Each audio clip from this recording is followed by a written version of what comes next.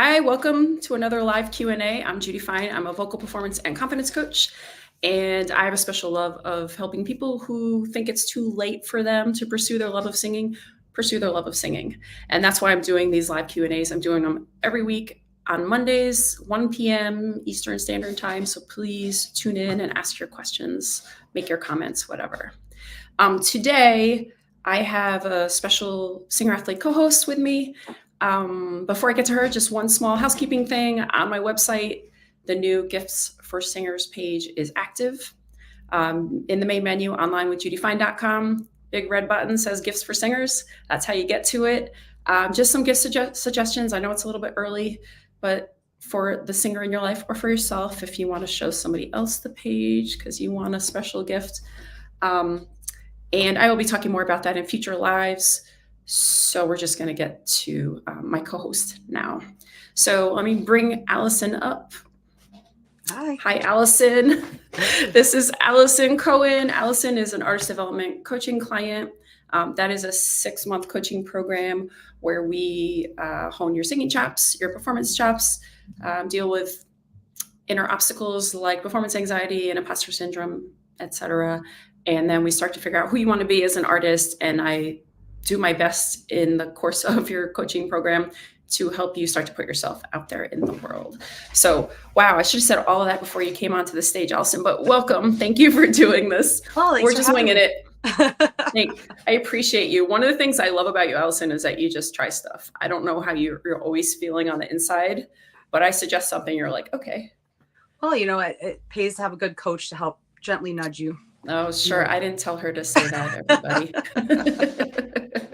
I do try to gently nudge, though. I wish I was gently nudged more when I was young. So there you go. So Allison's going to decide what we're talking about today. I'm just checking my notes. Before we get to that, though, I was hoping I could just ask you a few questions so the viewers could get to know you a little bit. Sure.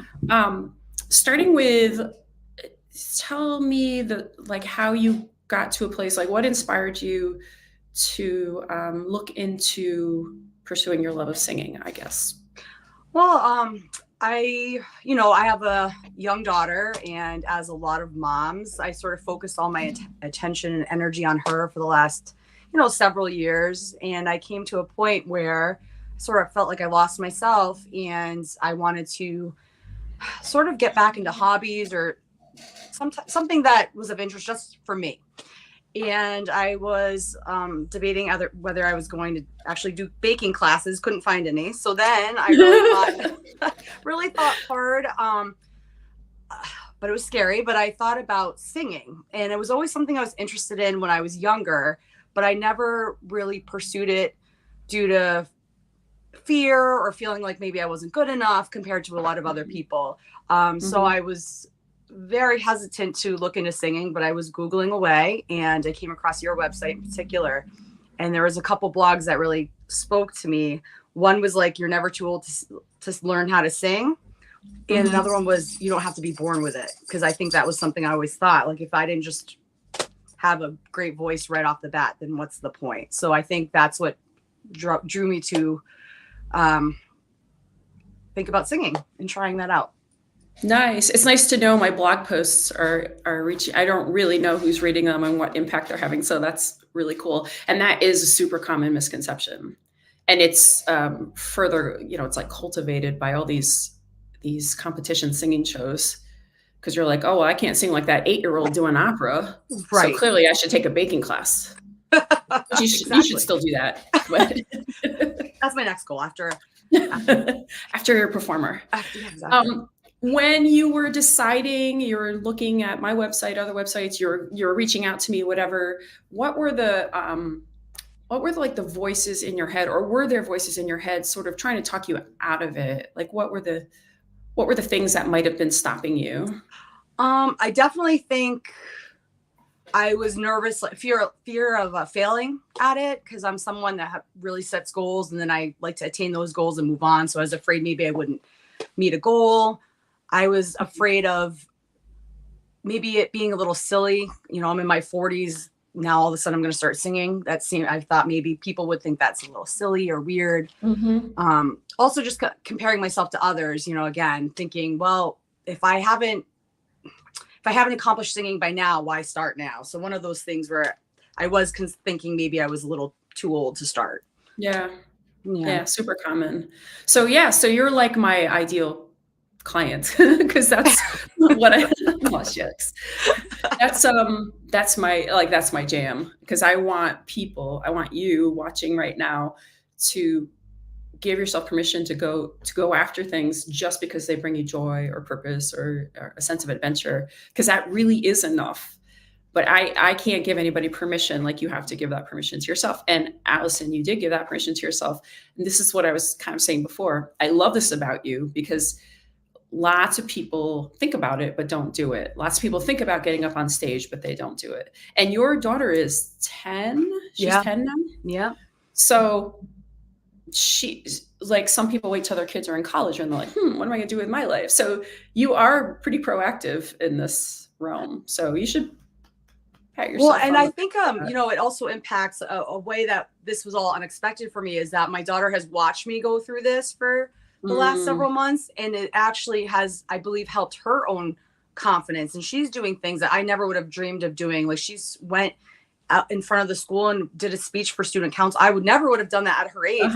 Like, I see mommy trying to go through her fears and work through things. And so she's doing it. So I never even thought about that aspect of it. So really that's so great because people think they're putting off things for their kids, and that's a good thing for the kids, but actually what you model is really important. So that's fantastic.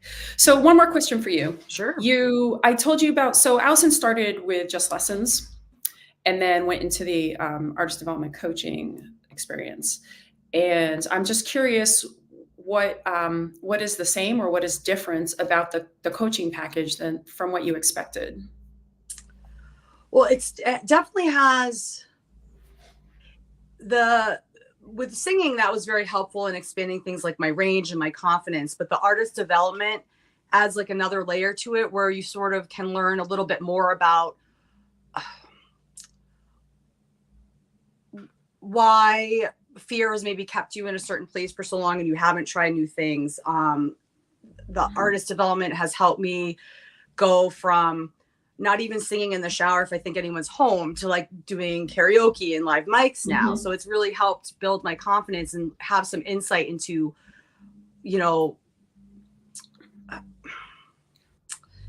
insight into why I kind of kept myself trapped so long and how to get through that and how to build the confidence, build the tools that I need to get to where I want to be. So I think it just adds a whole other layer to it. Nice. This is another thing I try to really emphasize with my students, is that your pursuit of your love of singing can become like the best ever self-improvement course, because to be successful at it, you have to you have to move past these obstacles and stuff. And again, you're just gung-ho with it. I love it. Speaking of which, for anybody who is local to Northampton, Massachusetts, Allison will be singing at an open mic for the first time with a live musician, a guitarist friend named Steve Downs, at the Worst House, probably sometime after 7 on Wednesday this week. So if you're local to New Hampshire too, do I know where I live? If you're local to Northampton, Massachusetts, you should come by, eat a pretzel. They have really good pretzels. Yep. They like to push those pretzels. Good pretzels, good beer. Yes, absolutely. And good music. So yeah, it's a really good open mic. So definitely come by. That would be awesome. Come say hi to us. Yeah, definitely. We'll all be there. All right. So what do we want to talk about today, Allison?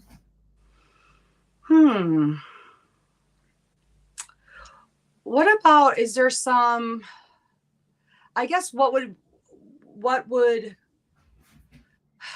make someone consider going from singing to the artist development? Like, what would that person want? I think you actually did a good job of answering that question when you were saying how it was maybe different than what you expected.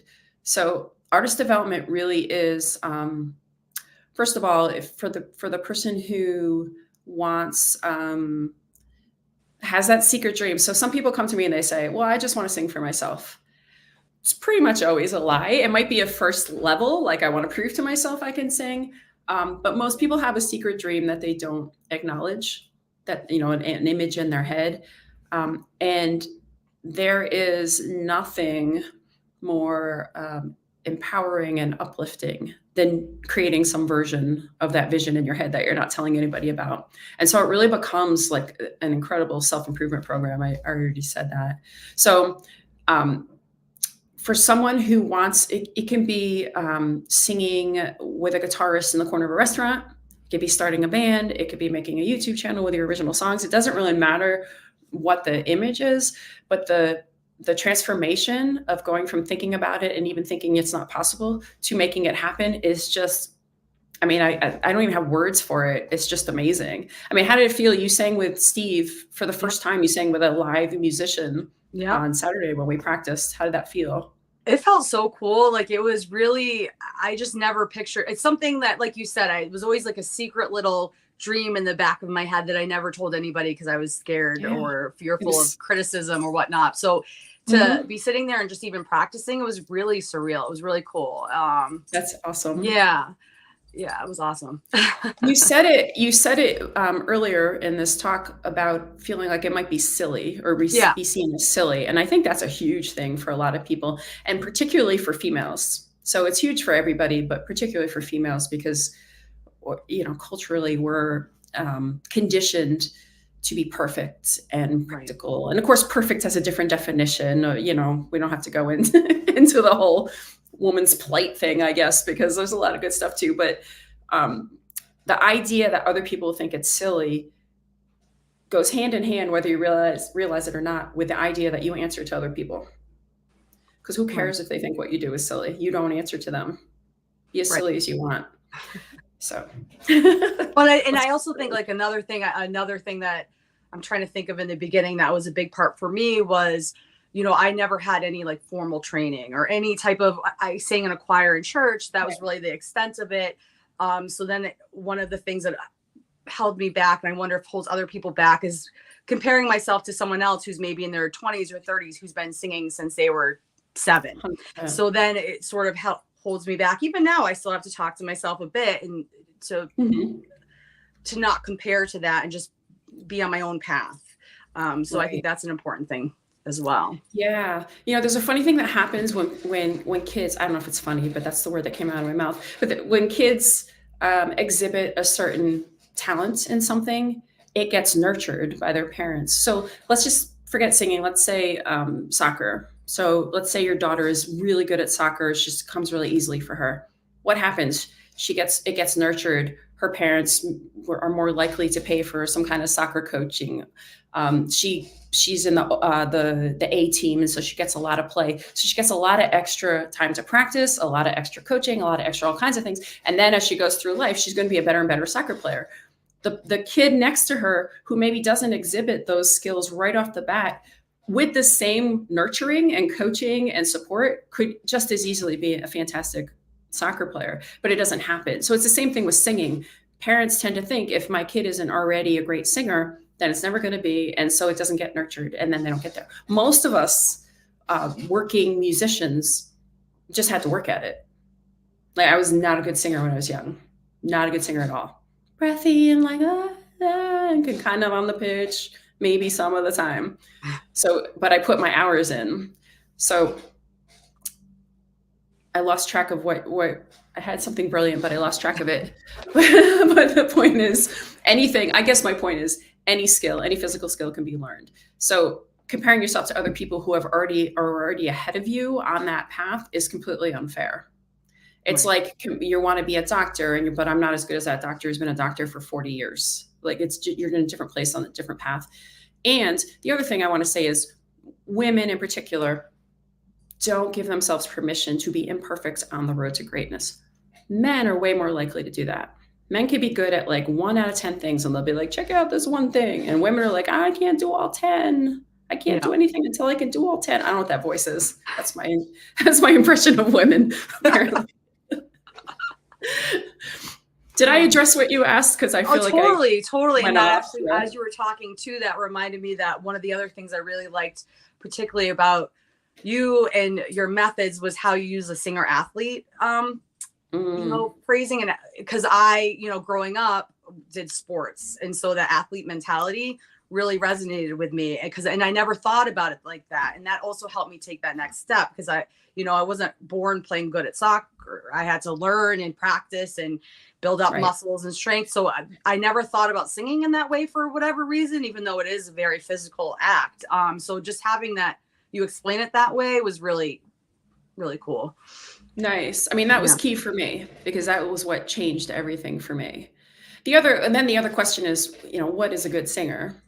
I mean, do I have to do, Ariana Grande riffs and runs, or Christina Aguilera or whatever, in order to be a good singer? And the answer is no. Because the singers we love, it's really cool to listen to all that. But the singers that we usually really connect with, it's because of their lyrics. It's because of the way they connect with it. It's because of some kind of persona that we wish we could be, whatever. There are a million ways to be a great singer. I always use like Carole King as one example. The youngins don't know who Carole King is anymore, but she does not have, a voice that would get her to Hollywood on American Idol. But she's an incredible songwriter and has had an incredible career. Or Suzanne Vega is another example. Not a super powerful singer, not doing riffs and runs, but a really great songwriter and a really great career. So there's a million ways to be a singer. That's great. Anything else you want to talk about?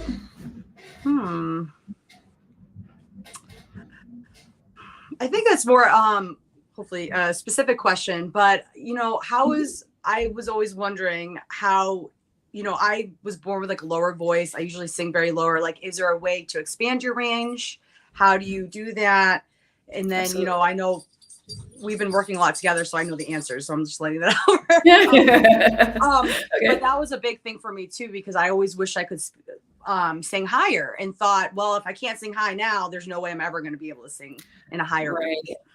Right. Yeah. No. So that's completely untrue. Mm-hmm. So some people will come to me and say, I just want to know, am I an alto, am I a soprano?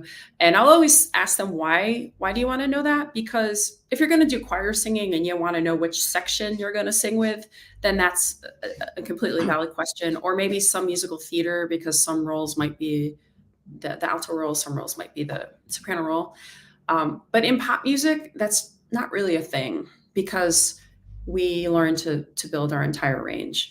So you speak, and you've been speaking since you could speak. And before you really knew English, you were already making noises, right? And it was all within a certain range, but you weren't talking up here on any regular basis.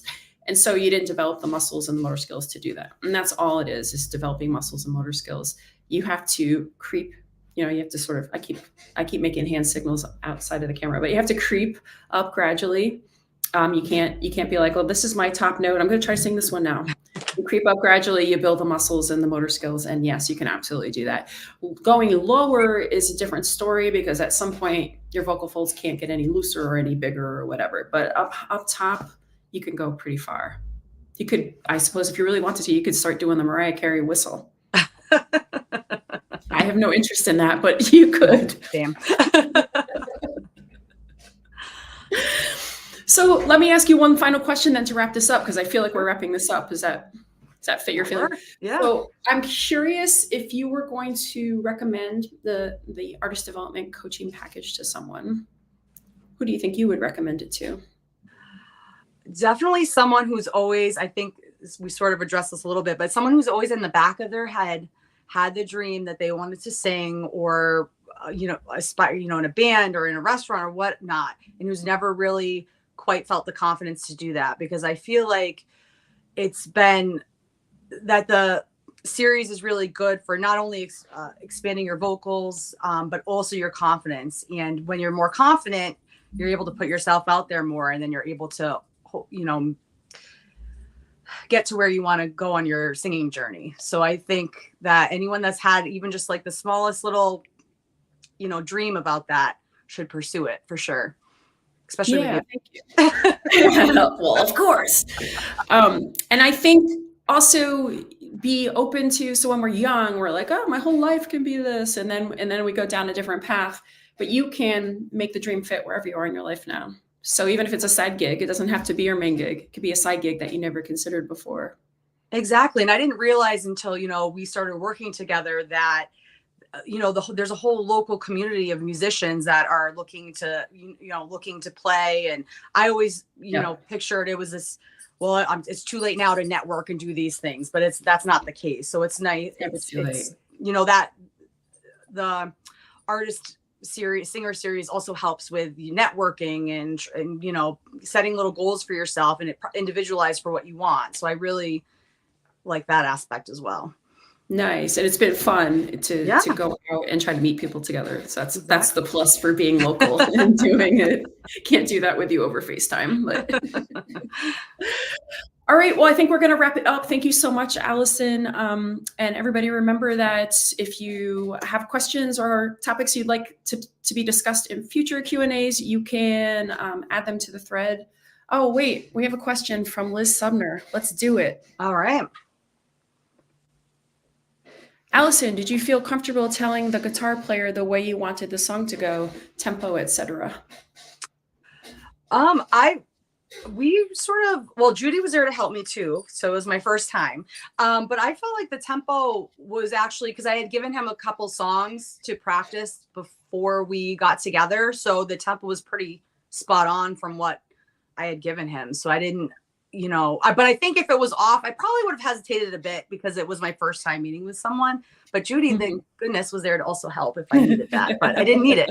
I wouldn't have hesitated. In fact, at one point we talked about maybe doing it at a different speed, but it ended up fine. It was super minor. Yeah. So good question. Thank you, Liz. It is tough when you're newer in something to feel equal to the people, but it's really important that you work on that, because even if you're on a different spot on the journey, you're worthy of putting your thoughts into a project, especially when you're the singer, because you're the face of any project.